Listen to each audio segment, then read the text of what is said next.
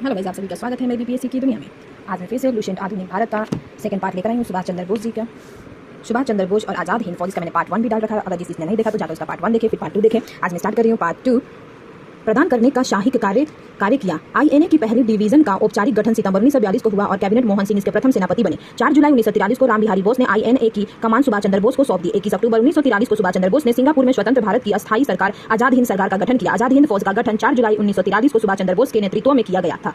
फौज का गठन सिंगापुर द्वीप पर किया गया था, किंतु तब सिंगापुर द्वीप ब्रिटेन मल्ल का अंग था। ब्रिटिश मल्ले में शामिल 3 भाग्य थे। पहला फेडरेट मल्ले, अनफेडरेट मल्ले तथा स्टेट्स सेटलमेंट। तृतीय यानी कि स्टेट सेटलमेंट के अंतर्गत 4 अलग अलग क्षेत्रों को जोड़ा गया था, जो इस प्रकार था। मलक्का वर्तमान में मलेशिया का एक राज्य है। डिडिंग वर्तमान में मलेशिया के पेराक राज्य का एक जिला है। पेनांग वर्तमान में मलेशिया का एक राज्य है। सिंगापुर अगस्त 1963 में स्वतंत्रता की घोषणा की और 16 सितंबर 1963 को मलेशिया का अंग बना। 9 अगस्त 1965 को मलेशिया की संसद के एक प्रस्ताव द्वारा मलेशिया संघ से अलग कर दिया गया तथा इसी दिन से स्वतंत्र देश बना। स्पष्ट है कि जब सिंगापुर में आजाद हिंद फौज का गठन हुआ तब वो मल्ले का हिस्सा था। सिंगापुर तत्कालीन मल्ले में अपने सैनिकों का आह्वान करते हुए सुभाष चंद्र बोस ने कहा था, बहुत त्याग किया किंतु अभी प्राणों की आहुति देना शेष है। आजादी को आज हमें अपने शीश फल चढ़ा देने वाला पागल पुजारी की आवश्यकता है, जो अपना सिर काटकर स्वाधीनता की देवी को भेंट चढ़ा सके। तुम मुझे खून दो, मैं तुम्हें आजादी दूंगा। जय हिंद का नारा सुभाष चंद्र बोस ने दिया था। ये आजाद हिंद फौज में नमस्कार का ढंग था तथा आज ये सारे देश का नारा हो गया है। आजाद हिंद फौज दिवस 12 नवंबर 1945 को मनाया गया था, जबकि 5 नवंबर से 11 नवंबर 1945 के मध्य आजाद हिंद फौज सप्ताह मनाया गया था। आजाद हिंद फौज के सैनिकों एक अधिकारियों को गिरफ्तार कर ब्रिटिश सरकार ने नवंबर 1945 में दिल्ली के लाल किले में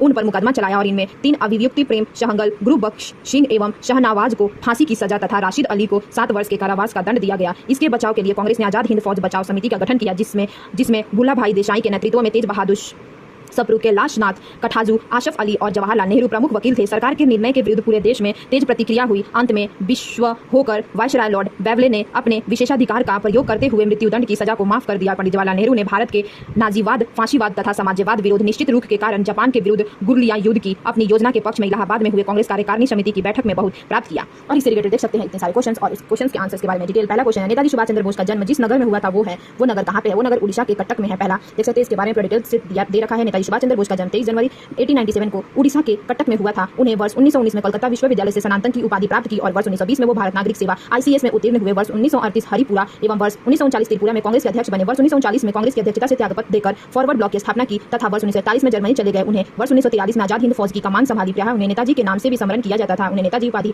जर्मन विदेशी मंत्रालय ने दिया था। उससे रिलेटेड और सारे देख सकते हैं क्वेश्चन से बहुत सारे। अगर आपको अच्छा लगे तो इसको लाइक, शेयर एंड सब्सक्राइब कीजिएगा। Thanks for watching.